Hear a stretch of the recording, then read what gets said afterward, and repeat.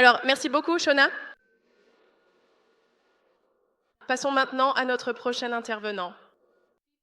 Stephen Hecht est devenu PDG de l'entreprise familiale à l'âge de 30 ans.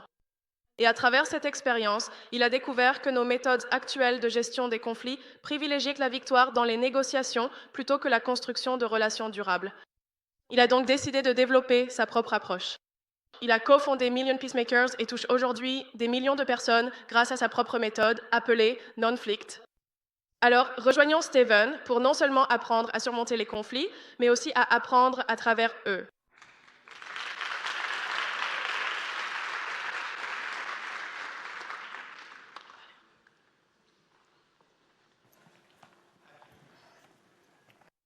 Imaginez que la façon dont vous gérez les conflits peut profondément façonner toute votre vie et votre avenir.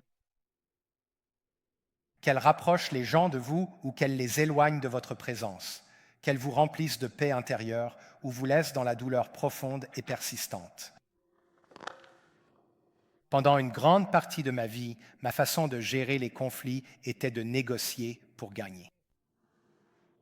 Je suis devenu un étudiant de la négociation. L'art de la guerre était mon livre préféré,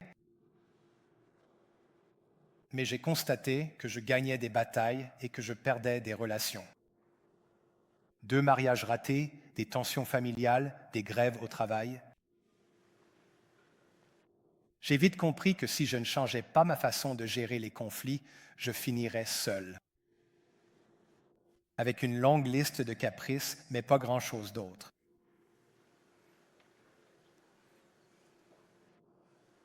J'aimerais partager avec vous aujourd'hui mon parcours de fauteur de conflits à artisan de paix et ensemble, comment nous pourrions repenser notre façon d'aborder les conflits. La vie est devenue très sérieuse pour moi à 20 ans, lorsque mon oncle, qui était le PDG de notre entreprise familiale, est décédé subitement, me propulsant dans un rôle de leader bien avant que moi ou les autres membres de ma famille ne soyons prêts. Cela a provoqué des conflits.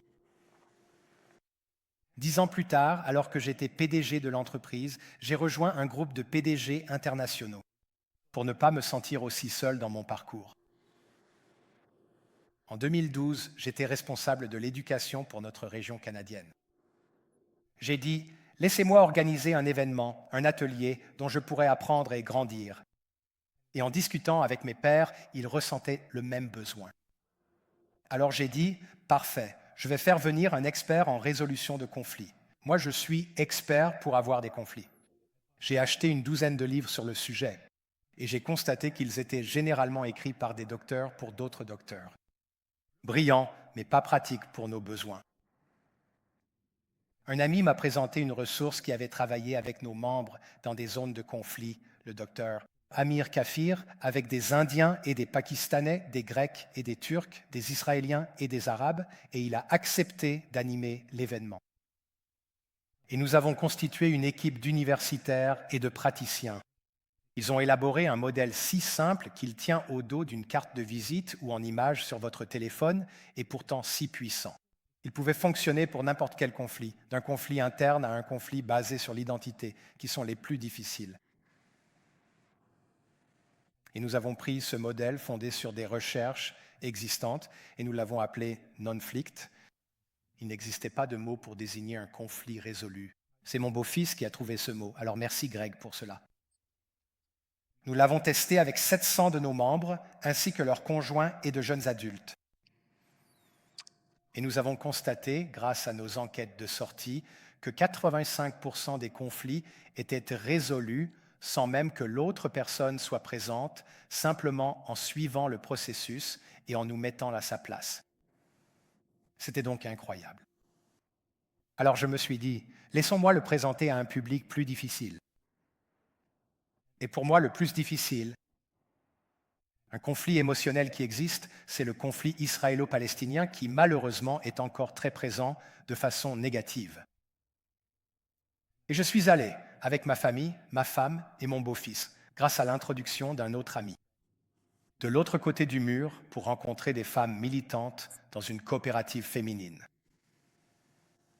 Je suis un juif canadien. Pour moi, c'est vraiment en dehors de ma zone de confort. Mais je sais que l'on ne grandit que lorsque l'on sort de sa zone de confort.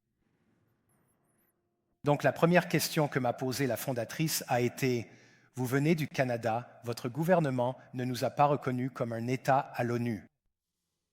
Qu'ont fait les Palestiniens contre les Canadiens ?» J'ai réfléchi un instant, puis j'ai dit « Vous avez raison. Dans un conflit, de chaque point de vue, chacun pense avoir raison. Et s'ils voient que vous n'êtes pas là pour les contredire, cela désamorce la tension. » Alors j'ai dit « Je ne suis pas un politicien, je suis un homme d'affaires qui voyage à travers le monde. Et tout ce que moi et les gens que je rencontre savons de vous, c'est ce que nous entendons dans les médias. Seriez-vous prête à partager vos véritables histoires que je pourrais ensuite raconter lors de mes voyages ?» Alors elle a dit « D'accord. » Nous avons fait le tour de la table et je les ai guidés à travers les questions de non-conflit. La première question est de comprendre, ou plutôt la première étape est de se comprendre soi-même et de comprendre son partenaire, la personne avec qui l'on est en conflit. Je leur ai donc demandé de partager les faits et les sentiments qu'ils avaient à propos du conflit, ainsi que ce qui était important pour eux. Ensuite, j'écoutais activement et avec générosité, puis je reformulais avec mes propres mots un résumé de ce que j'avais entendu et je demandais « Est-ce que je t'ai bien compris? Y a-t-il autre chose ?» Il y a toujours autre chose. J'ai continué à écouter et à reformuler jusqu'à ce qu'il n'y ait plus rien à ajouter. Ensuite, nous sommes passés à la deuxième étape. En fait, avant cela, je leur ai demandé « Maintenant, mettez-vous à la place d'une mère ou d'une femme israélienne et comment pensez-vous qu'elle répondrait à ces questions ?» Et là, on voyait qu'il se passait quelque chose, parce que ce qui comptait pour eux, c'était de se sentir en sécurité, de se sentir respecté, d'avoir de l'espoir pour l'avenir, et ils se rendaient compte que l'autre camp voulait probablement la même chose. Et d'ailleurs, le sentiment d'être irrespecté est à l'origine de presque tous les conflits. Pensez à vos propres conflits. La deuxième étape du non-conflit consiste à comprendre notre réalité partagée. Maintenant, nous discutons ensemble de ce qui constitue le véritable conflit sous-jacent, par opposition aux symptômes du conflit. Dans ce cas, le conflit sous-jacent, c'est que nous ne connaissons pas l'autre.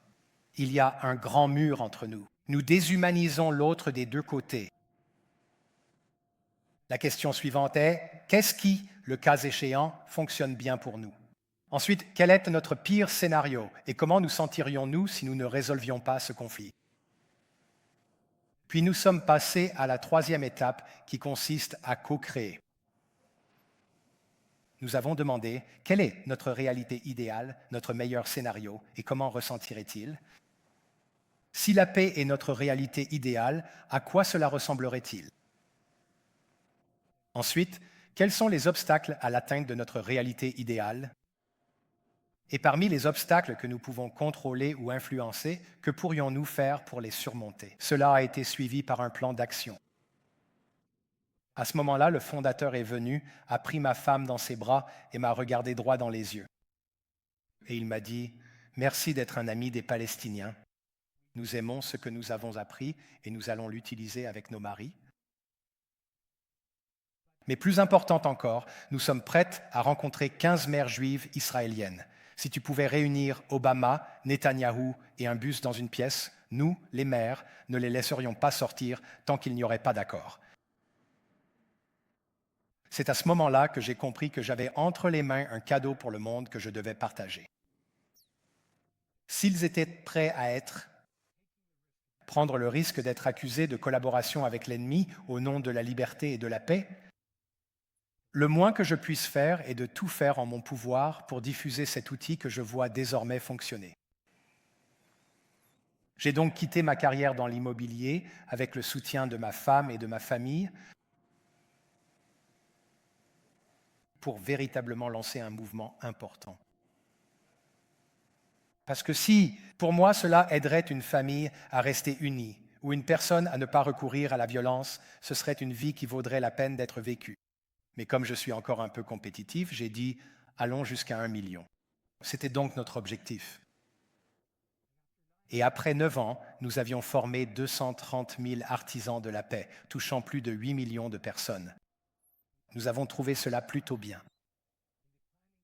Lors de la préparation d'un sommet au Rwanda l'année dernière, j'ai été appelé par le directeur du développement du mémorial du génocide de Kigali. Et il m'a dit, Stephen, l'année prochaine, ce sera le 30e anniversaire du génocide contre les Tutsis. Si l'humanité a pu permettre qu'1 million de personnes soient tuées en 100 jours, ne pourrions-nous pas former 1 million d'artisans de la paix en leur mémoire?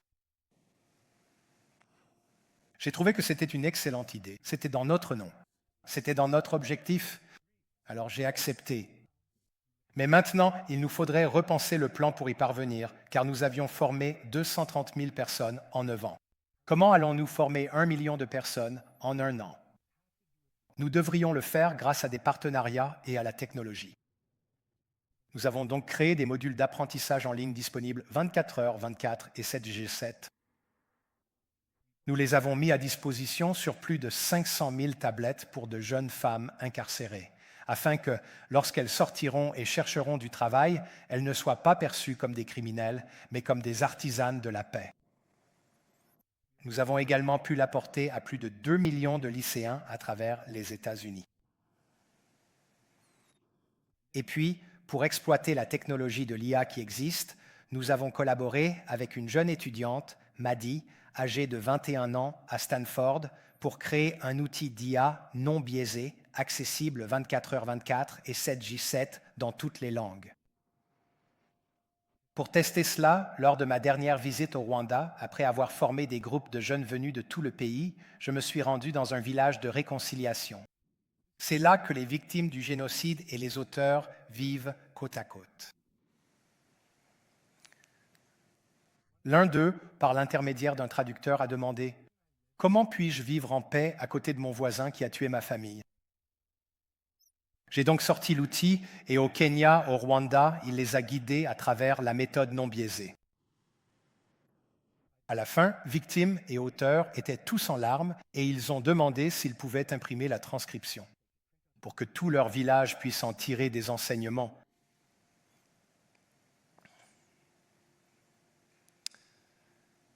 Nous avons appris, maintenant que nous avions 2,5 millions, quelle était la prochaine étape, et nous avons découvert qu'il existe des recherches menées par la DRE, Erika Chen de Harvard, que 3,5%, seulement 3,5% d'une population œuvrant pour la paix constituerait une force irrésistible pour la paix. Seulement 3,5%. Si vous calculez la population mondiale, cela fait 250 millions. C'est ainsi que notre nouvel objectif est devenu de former 250 millions de jeunes en tant qu'artisans de la paix. Pourquoi les jeunes?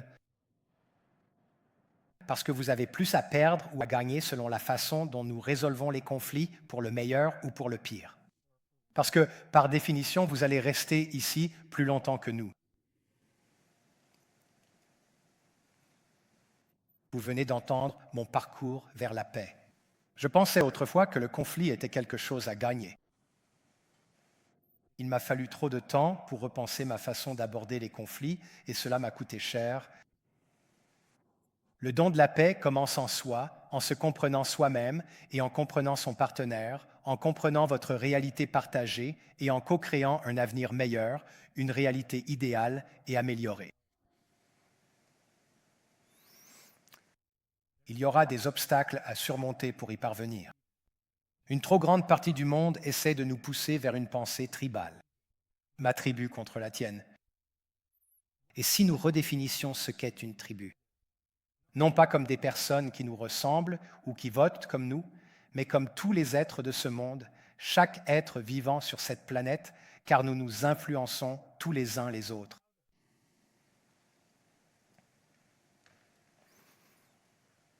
Imaginez si nous accueillions le conflit, non pas comme quelque chose de négatif, mais comme une opportunité de grandir. Et si nous l'abordions avec curiosité et peut-être même avec non-conflit? Et si cela commençait par nous? Merci.